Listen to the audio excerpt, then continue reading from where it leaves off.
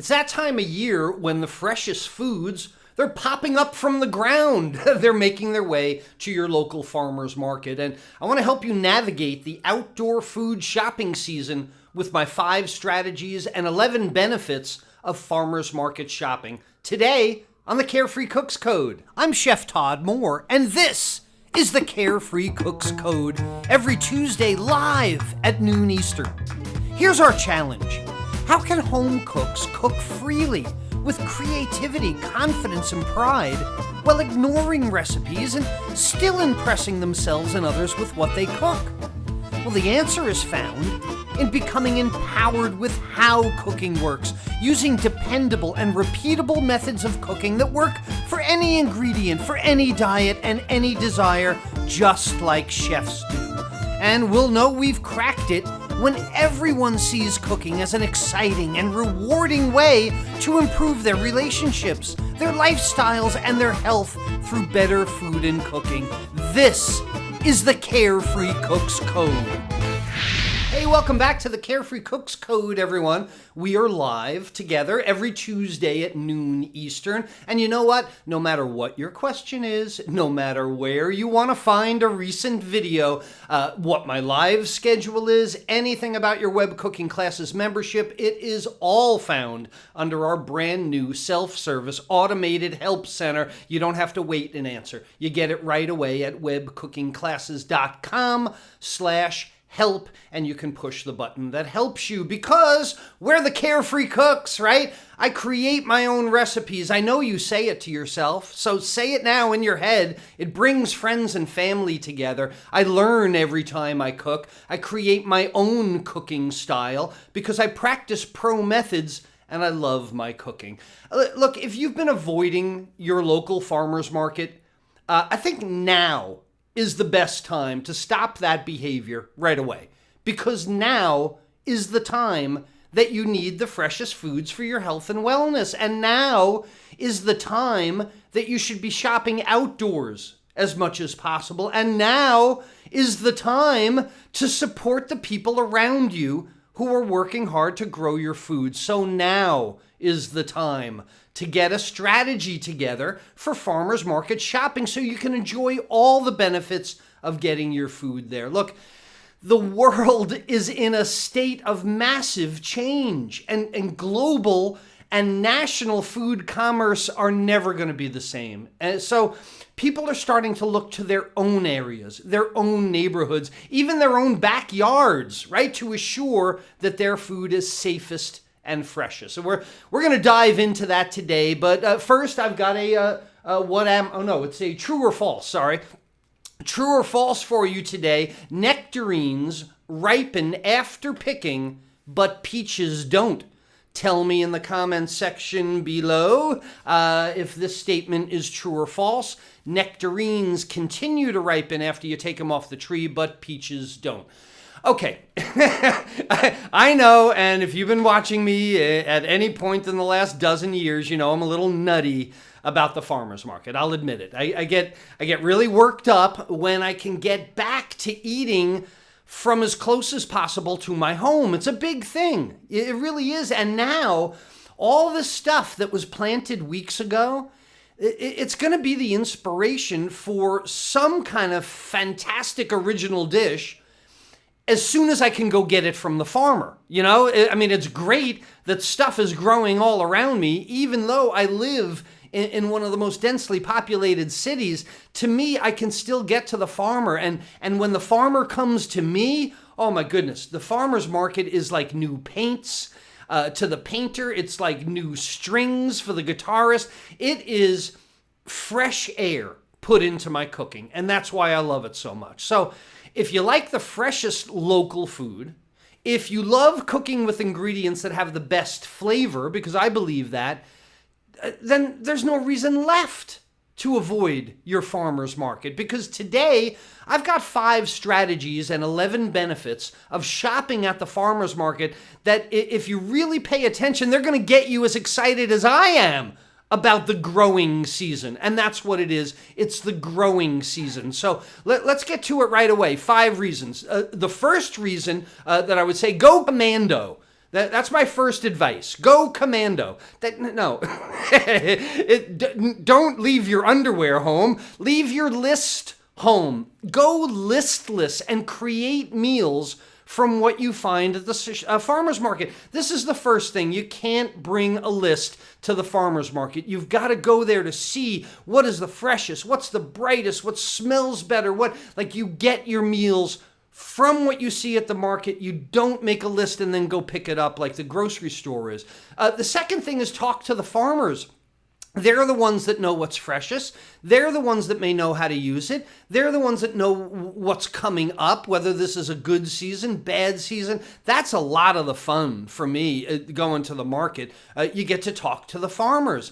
The other thing that you really got to be able to do is figure out how to identify the freshest choices, because especially at your grocery store and even at your farmer's market, it might not always be the freshest choice. The grocery store is there to sell the oldest item. Really, the grocery store is there to move the oldest item out. The farmer comes with what he picks that week. So the best thing to do is consider how an item grows. And a lot of you have taken this advice from me in the last few weeks when I've shown you my refrigerator. When we do these live cooking segments, you see how I stand asparagus up. You see how my scallions, green onions, they continue to drink water. They last forever. You see how some things get wrapped tightly, some things get wrapped loosely. It all comes down to how the item grows. You won't find bent over asparagus, limp, woody bottom asparagus in my refrigerator. I won't buy broccoli heads that when I brush my hand over them, all the florets fall out, right? I won't buy stocky brown ends on vegetables. I won't buy loose seeds inside of peppers, because those are the ones that have been sitting around the longest. And then, like I alluded to, when you bring the item home, you got to figure out about the proper storage, because you have to protect that investment in your food. And think about it. If you're a carefree cook, if you're as excited about the farmer's market as I am, the fresh food, the extra nutrition, the extra enjoyment that you get, you're going to want to take really good care of it. If I was a guitarist, I wouldn't leave my guitar out in the rain, overnight. I wouldn't let it get wet or soggy, or I wouldn't leave my paints out, to get dry. These are your instruments. If you love to cook, you take really, really good care of them. And the last thing, the strategy, is figuring out a way to match the cooking method to the food. And the whole idea is that you've got this beautiful, fantastic, really flavorful, bright food that you went and got from the farmer's market. Well, when you cook it, it's time to highlight the natural flavor of that food. So matching the method to the item that you bought is so important. Don't stew a very tender item, and don't try and grill a really big item. In general, you get the thing that I'm talking about? Okay. That's 5 quick ones that I've thrown at you, and I understand that there's a learning curve in here. Getting the courage, to talk to a farmer might not be easy for some people. Some people don't like to talk to other people at all. So I understand that might be difficult. Shopping without a list, oh my goodness, this is horrifying, terrifying for some people, that they would not have a piece of paper that they could follow. But sure, it may not be immediately apparent to everyone which item is the freshest at the market, or how to store it, or how to cook it and match the item to the method. But here's the good news today. These are things that are all learnable.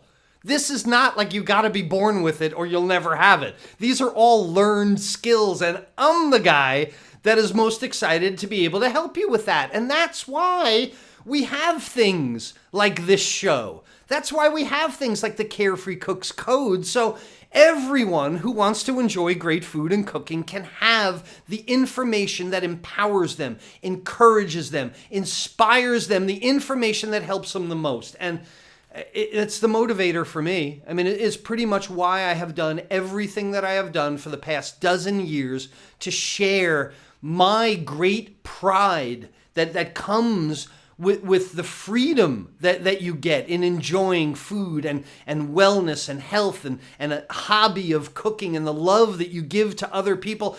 Everyone should have this. Everyone everywhere should have this.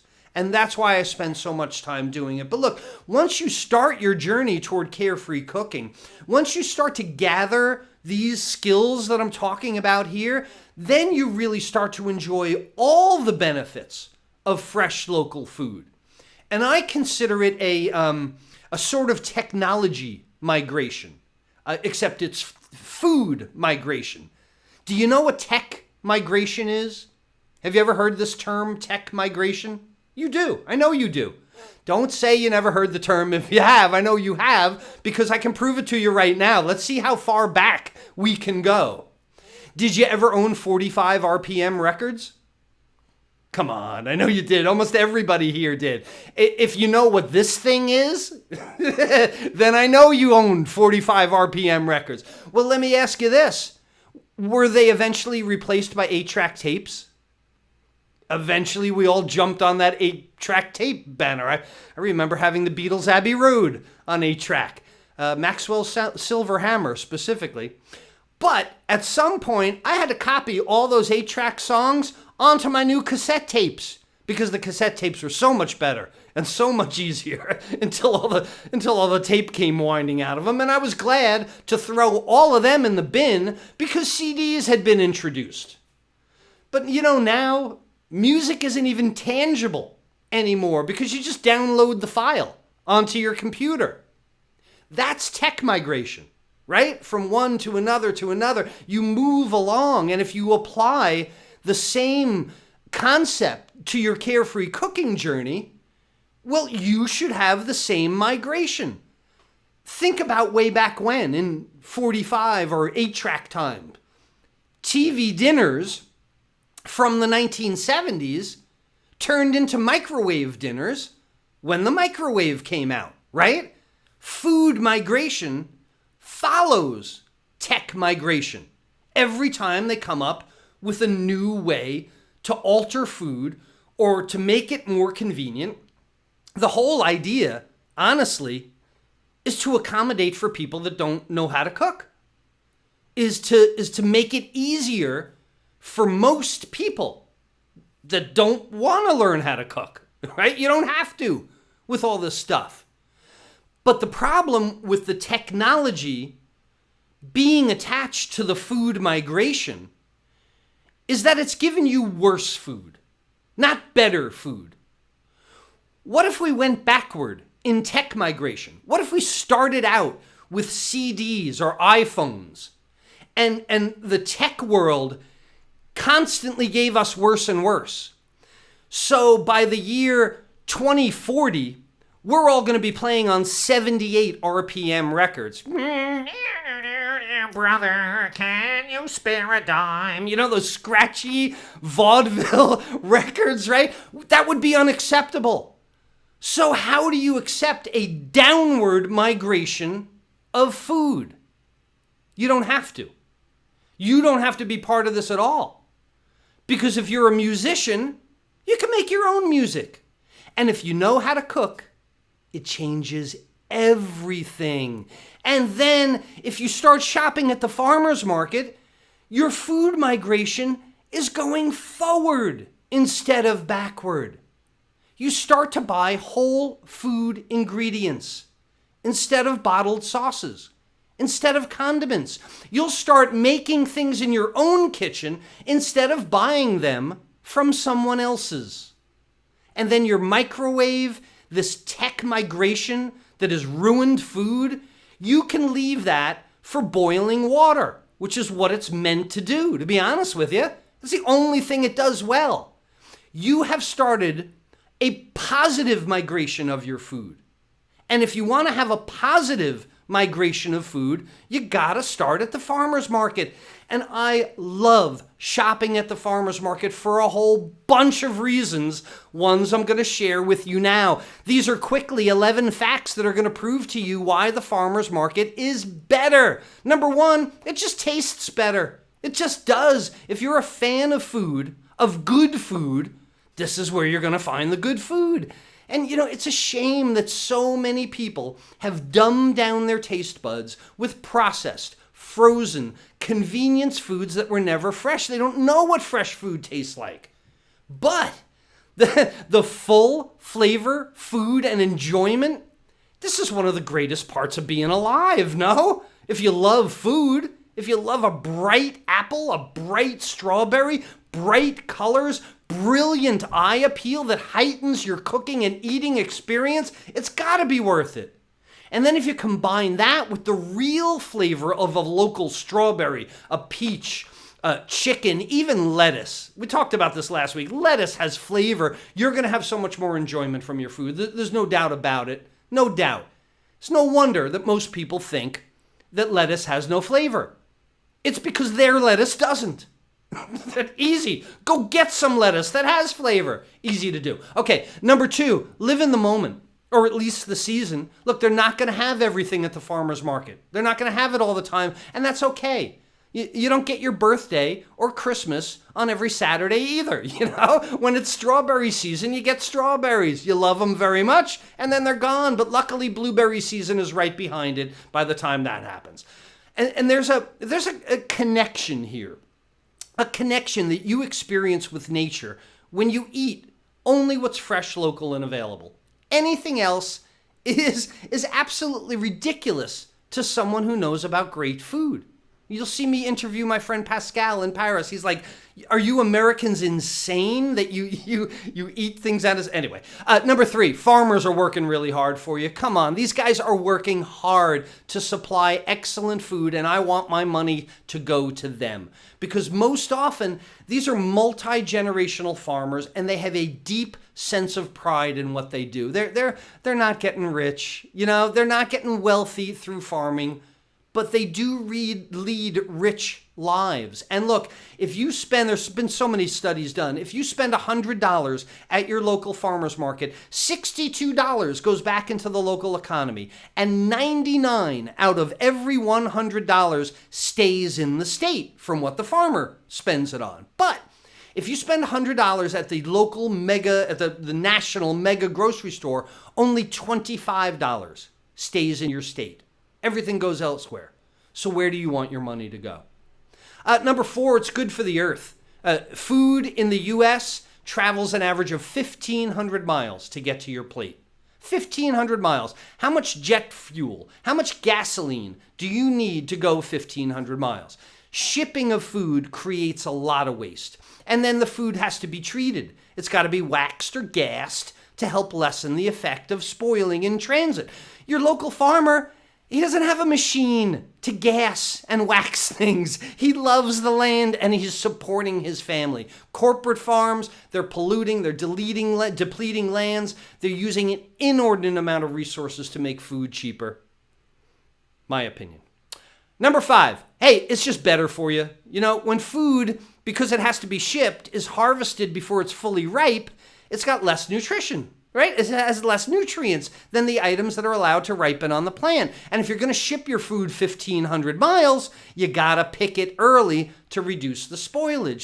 So much of the Mega Mart food is so highly processed, and a lot of it grown with pesticides or antibiotics or hormones or gene modification or, whatever it might be. Nonetheless, I love the farmer's market because there's always this serendipity of something new.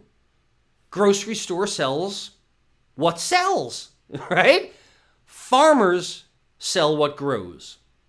And I love going there every week and seeing the farmer's market, asking the farmer about what he's growing. What is it? How do you use it? Why do you love hearing the stories. And this is how you learn. This is how you migrate your food positively. My meals, they're never dull because I keep this variety of different ingredients, this constant turnover of wholesome food from my table. I'm an animal lover. Look, and I can't even listen to stories about mistreatment of animals. Can't stand it. But now, in fairness, I'm a carnivore too. I'm not that much a vegetarian, so I know that this is a terrible contradiction in me. I know I'm not enough of an animal lover to stop eating all animals, but I also consider I'm higher up the food chain. I don't need to get into that discussion. But if the chickens, the cows, the pigs, if they're raised humanely, if they're in sanitary conditions, if they're treated well and it's good for the planet, my friend Tweety in Hawaii says they only have one bad day. Every other day is good. Number 8, eat your own dirt. Not literally eat the dirt, but the minerals and nutrients that are native to where you live. They're the characteristics of local food. And I believe that there's a lot of credibility to the idea that the food from your earth, like Pascal used to tell me, your earth, it carries the minerals, the antibodies, the nutrients necessary to keep you healthy in your earth. So knowing where your food comes from, the source of the food, is becoming increasingly more important with the potential food safety hazards and the global shipping of food. Number 9, cooking is easier with fresh food. The food reacts. Unripe food doesn't cook as well. Cooking's a lot more fun. You've seen me all the time when I used to vacation in Hawaii. I cooked dinner almost every night of the week with all those great restaurants around me. And people are like, why would a chef go on vacation and not take a vacation from cooking? And I always say, like a violinist wants to play on the finest instrument, the freshest ingredients. That tuna in Hawaii is preposterous. The ahi, the opakapa'a, oh my goodness, the fish is incredible. So the freshest ingredients, they're easy to cook, they're most nutritious, they're like a Stradivarius violin or a Steinway piano. I just got to get my hands on them. I just got to cook them. Number 10, you can make it a family event. You know, the farmer's market is where the people like you are. People who care about food. This is where these people are. You know, you can meet your neighbors. You can talk to the farmers. You can enjoy a little bit of the outdoors instead of the fluorescent lighting and bring your family somewhere to learn about fresh food. Because the farmer's market makes shopping an exciting a treasure hunt. You know, hey, what can you go find that looks the freshest? What looks the best? What would you want to eat this week? It takes so much more involvement and thought than going to the grocery store. Lastly, you avoid a whole bunch of packaging. If you care about this, you know, think about how much packaging goes into the grocery store. Lettuce is in plastic bags. Fruit is bound in mesh. Broccoli placed in a styrofoam tray. Broccoli on styrofoam. Don't understand it. Bring your reusable bag to the farmer's market. Place it from the dirt, into the reusable bag, and you'll save landfills as well. Look, it all comes down to my great love of food and the never-ending journey of discovering new foods, of new ways to cook them, and new ways to be proud of what you've cooked. And the farmer's market, to me, it makes the whole process a lot more thoughtful and a lot more fun, and I get to migrate my food in a positive way. Look, if you love music as much as I love food, and I think I do love music as much as I love food. Like I said, if I were a musician instead of a chef, I wouldn't buy the cheapest instruments. I wouldn't buy the cheapest strings. You know, I wouldn't try and figure out the shortest shortcut to play a song. You know, if I were a musician, I would love everything about playing the music. I would want to explore new and exciting ways to express myself through music, or food and cooking, for that matter. Call it food and cooking, call it music, whatever you love to do, you love the doing of it, and whatever your hobby is, you know you're migrating your tech. You're buying better this, you're upgrading whatever your hobby is. Do it with your food, too. Let's see how our Carefree Cooks in our Carefree Cooks community are using their local fresh ingredients this week. In the Carefree Cooks collection, every single one of them a masterpiece. That's why we say it. Bill is making me really, really jealous because he has a soft shell crab. That's what I want. He put it on a bed of chopped scallops and shrimp. Let me get this right. This is like the turducken of seafood, you know? This is a soft shell crab on top of shrimp and scallop. Oh my goodness. He made himself a shrimp velouté, very fancy. Sautéed shiitake mushrooms, red peppers, and spinach. Awesome. Awesome local dish. Love it. Betty turned some smoked salmon into a salad for dinner. That's what it is. Salad greens, sliced green onions, diced celery, cubed cucumber, shredded carrots, smoked salmon, strawberries, toasted pine nuts, garnished with her strawberry fans, some blueberries, some raspberries, some blackberries, and smoked Gouda. Whew, lot going on there, a lot of fresh. That must have been so much contrast on the palate, like the tongue going off like fireworks, like sweet and sour and salty. Awesome, awesome, awesome. The knife skills. That's why I wanted to mention that. That's a lot of time with a knife in your hand, from strawberry fans to shredding carrots. Nicely done, Betty. Love it. Bobby's on week 3 in web cooking classes. Week 4 is grilling, actually. She says she's on week 3, but week 4 is grilling. She says this has never been her forte. Never been confident about grilling, but this one turned out pretty good for the first effort. The steaks were very tender, she said. She cooked by internal temperature rather than guessing about time per pound or that ridiculous touch your hand and then touch your cheek. It's so preposterous. Again, let me just spell that immediately. If you think you can touch your hand and then touch the steak, then how about the fact that our hands are different? Then your tender hand is a rare I'm not even going to go into it. Anyway, no hockey pucks for Bobby is what she said. I always consider a steak over 150 a hockey puck. Trisha says if this wasn't, that's what it is. If this wasn't a thing before, she's calling it. It is now, all right? It's zucchini, cherry tomatoes, orange bell pepper, red onion, olive oil, Italian seasoning, salt and pepper, roasted veggies, and then she took some puff pastry dough, baked the dough, put it on top, put mozzarella, drizzled some balsamic on it, and then cooked it again. And she says, who knew I could have ever pulled this off? You did. Well, maybe I did. Now you did, right? Migrating your cooking. Well done. She says she's really proud of this dish. Hey, look, if your farmer's market is open this weekend, go down there. Get down there. See what's happening. Start making it your weekly food habit this season. Do it in the safest way, for sure. Let's get back to the true or false here. Nectarines ripen after picking. Peaches don't. No, this is false. Neither of them continue to ripen. They will get softer, but they do not ripen. Some items you can pick off the tree or off the plant, like a pineapple you leave in your windowsill. It gets more and more yellow. It continues to ripen. Peaches and pears and a lot of tree stone fruit, as soon as you pick it off the tree, it's not getting any riper, but it is deteriorating. And the fibers are breaking down and it's losing moisture. That's why it gets softer. It does not ripen any further. Don't leave your peaches on the windowsill thinking they're going to get riper. Leave them on the tree. Oh, but you have no control over when they get picked off the tree, unless you go to the farmer's market. There you go. Bring it all around. Hey, look, if you know someone that could use some outdoor time selecting the freshest and healthiest foods that make your cooking easier, more nutritious, and more fun, please go ahead and like and share this video with them so they can get out of the house and start enjoying their food. And, my new class this week is so cool.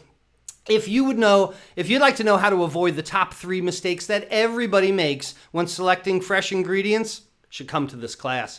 If you want to know which is the freshest, the most flavorful, the most nutritious item at the market, should come to this free class. And if you want to stop wasting food that spoils before you cook it, biggest tragedy. Come to this class. And if you want to know how to store foods properly to protect your investment, and the big thing that everybody loves at the end, how to use herbs and spices in your cooking to create a flavor profile, you should go to webcookingclasses.com/fresh. Because I go even more deeply into these topics in this free class. It's called Buy Fresh, Cook Simple, Eat Well, my 5 simple steps toward easy, healthy cooking. And again, go to webcookingclasses.com/fresh to find a class time that's good for you. And until next Tuesday, the next Carefree Cooks Code, this is Chef Todd Moore reminding you that there's a method to your freshest cooking success. Bye, everyone.